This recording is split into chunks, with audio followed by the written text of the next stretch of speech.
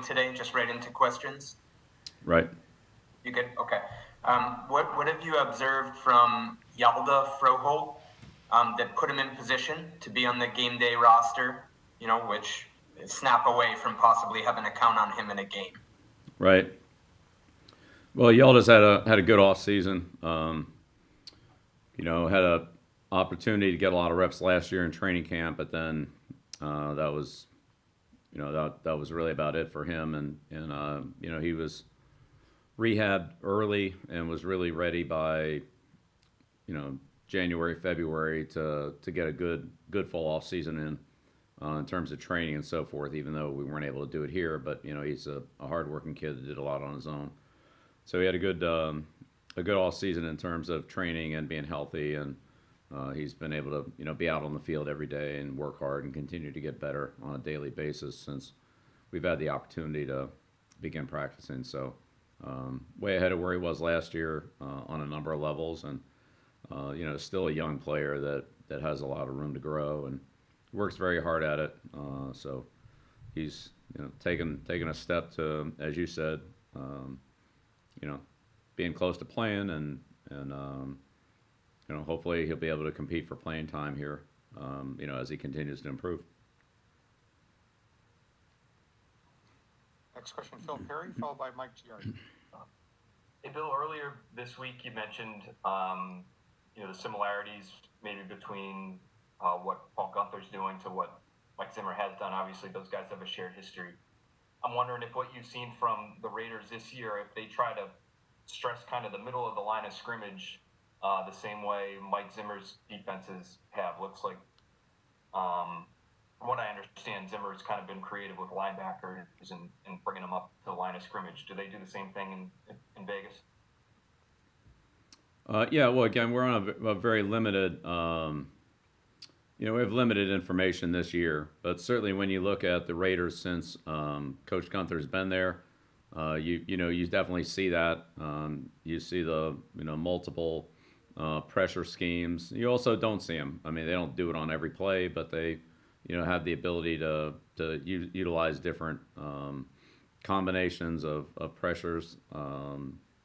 Similar to what Minnesota does, but obviously, as you said, Mike and Paul worked together at Cincinnati, and they developed that when they were there at the same time. So, yeah, again, there's a small sample this year, but when you look at the bigger sample size, you definitely see similarities schematically in what they do, and it's certainly different due to personnel and the individuals that do it, but schematically, there are a lot of similarities. Thank you. Next question, Mike Giardi, followed by Doug Tye. Morning, Bill. I was curious how you feel about your team's conditioning, considering this has obviously been a unique off-season / training camp, and then jumping right into games. Yeah, I think their physical conditioning is good. Cardiovascular conditioning is good. I think football conditioning is, something that it takes a while longer to develop, and that comes from playing in games. Staying out there for sustained drives and 3-hour games as opposed to hour and 45 or 2-hour type practices and that type of thing. So it's just the games are just a little bit different. But I think we're in good condition to play those games, but we just need to improve our in-game conditioning, like every team does. That until you've played, a number of those games, whatever, 5, 6, 7, 8, whatever it is, to where you really maximize your conditioning at that point. It's a completely non sequitur follow here. Do you see, with the speed that they have on the outside, the Raiders, maybe some of the classic Raider traits with the way they're building their team? Well, I think Coach Gruden has built the team, specifically the offense, into the style of offense that he's always coached, and he's obviously done a very good job of it. He has good players at every position. I think he's maybe not there, but I think he's pretty close to having what he wants from a personnel standpoint. Obviously, Williams was a big loss for him not being in there, but from a personnel standpoint, I think he has what he wants to run the offense that pretty much he's always run and run well. And Coach Gruden's been successful every place he's been offensively, from Philadelphia to Oakland to Tampa, and now back to Oakland again, and again a fairly short amount of time. So it's a proven system. He absolutely knows what he's doing. He puts a lot of pressure on the defense, and as he's gotten the personnel that he needs to have the full complement of an arsenal there, that I think you're seeing the results of it, 30 some points a game. So this year, so he's I think he's got things getting him. He's getting them the way he wants them. I'm not saying he's there yet, or he feels like he's there yet, but he's certainly moving it in the right direction. Not sure exactly what other offense you're referring to with the Raiders. They've had a number of different offensive coordinators and offensive coaches in their history. It's not a team that's had a lot of defensive coaches, but they've all kind of had, I would say, different styles depending on who the offensive coordinator, or I guess more specifically who the head coach was during those times. Next question, Doug Kyed, followed by Phil Perry. Good morning, Bill. Julian has seemingly coined this phrase, happily miserable. I'm curious if Julian's ability to motivate his teammates with his kind of attitude or demeanor is unique among players. Yeah, well, I mean, we have all the players that are in the locker room, the 53 players and the 16 practice squad players and the coaching staff. We all have unique personalities, so everybody's different, which is a good thing. And ultimately, everybody, each team forms its own team chemistry based on the individuals and the circumstances that the team travels through over the course of each individual season. So, yeah, I mean, we could talk about everybody individually, and then collectively, there's some combination of a mosaic that has each of these little individual pieces that fit in there and create a team. So we're all a part of it, and that's I don't think it'll ever be any different. Each year's unique, each player's unique, and the circumstances every year are unique. Certainly this year, but they're unique every year. So we'll see how it all comes together. It's a continuous work in progress. We've come a long way from when we started back in April in virtual meetings in the off-season program, individually and collectively. And when I say collectively, I'm talking about as a unit, whether it's the offensive line or the linebackers or whatever group it is, the offensive, defensive, and special teams segments, or collectively as a team.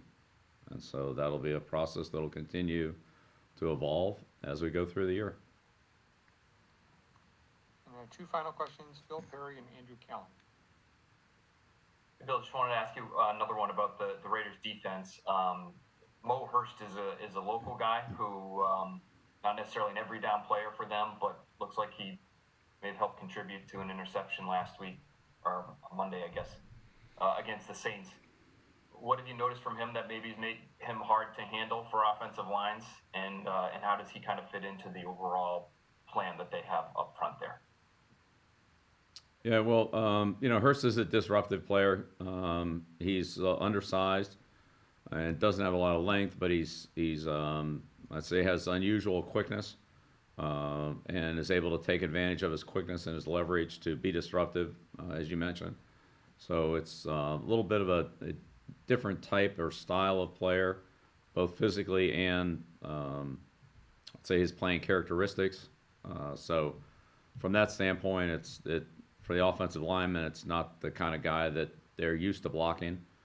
Sometimes that takes some adjustment and getting used to, depending on the player's experience and the physical qualities that the offensive lineman has as well in the matchup. But yeah, he's a little bit different, but I wouldn't say that affects his ability to be disruptive or to be effective. Um, but his quickness, his explosion, his leverage, those are all things that work in his favor, and he utilizes those to his advantage. Thanks, Bill. Yeah, you're welcome. Last question, Andrew Callahan. Good morning, Bill. I'm curious with the talk about John Gruden being able to fulfill his style of offense here with his personnel. From a big picture standpoint, off the West Coast tree, what makes his branch kind of unique, the stylistic things that he does and wants to accomplish the way he plays offense? What makes it unique? Obviously, like his offense is unique to him, but for all the different coaches that have sprung from that West Coast tree, what makes Gruden different, perhaps, from those other coaches? Yeah. Well, I mean, look, every team's different because the players on the team are different. So even if another team ran the same offensive plays, had the same playbook, which I think there are several teams that work in general off the same playbook, the specifics of the player all the players really, not just the quarterback and the skill players, but even the offensive line, like that's all a part of it too. So, in Oakland's case, Cable has obviously had a big impact on the running game, based on his history with the zone stretch game and so forth. Now that's not all they do, but they do a lot of that. So I think there are some other. Well, again, Coach Gruden's put the team together the way he's put it together offensively, and the things that they do well, because it's been structured that way and it's been coached that way. So, again, each team's different, and I think when you look at the West Coast offense, that term really refers more to the West Coast passing game. If you look at Coach Paul Brown's running game in that offense, which is really where it started, that was primarily a two-back offense with minimal one-back. Some of it was motion to one-back. And it had a fullback in it, so you'd had the split backs and the near and far backs that were part of it as well. That's all been, I would say, modified with all the other West Coast coaches that came up in that background, from Coach Brown to Coach Walsh, and then the other disciples and so forth. But I don't really see anybody running the running game that Coach Brown and Coach Walsh ran with that offense. Very little of it. I shouldn't say not any, but you see very little of it. The majority of it is out of one back, and it's still a lot of similar route concepts, or I should say the same route concepts, but it's not out of the formation that Coach Walsh and Coach Brown used, and then therefore the running game is quite a bit different. I can't remember Coach Walsh running the stretch play.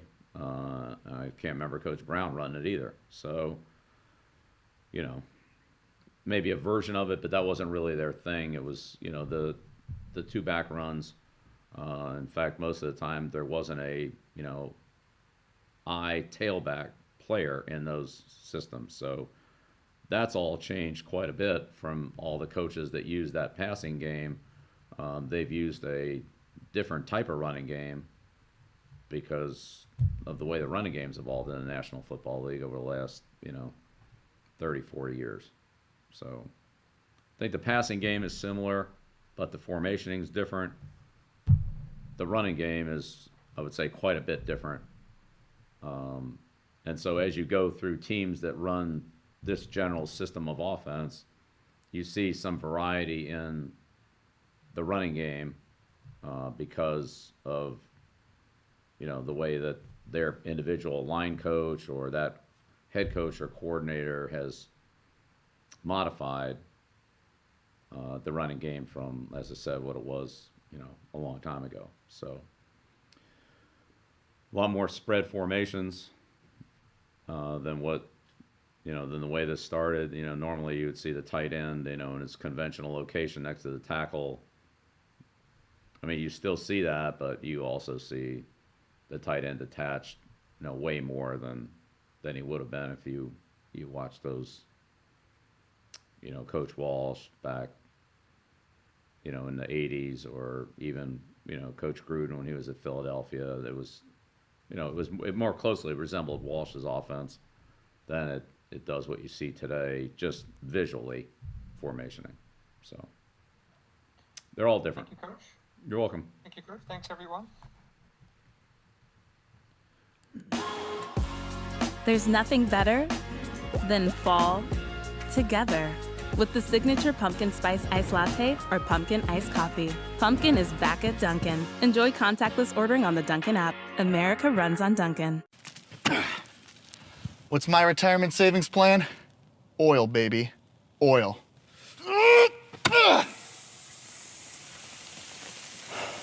Sprinkler pipe. Diane! Ready or not. Gillette ProGlide and ProGlide Gel. 5 blades and a pivoting flex ball designed to get virtually every hair on the first stroke while washing away dirt and oil. So you're ready for the day with a clean shave and a clean face. For over 60 years, this team has transformed itself into a championship organization. For over 160 years, our team has demonstrated a similar mentality. There are no days off. Our front lines are fortified by people who sacrifice individuality for the team. Our shelves are also stocked with the best quality products and ingredients. Our team members know their roles. We're proud to do our jobs.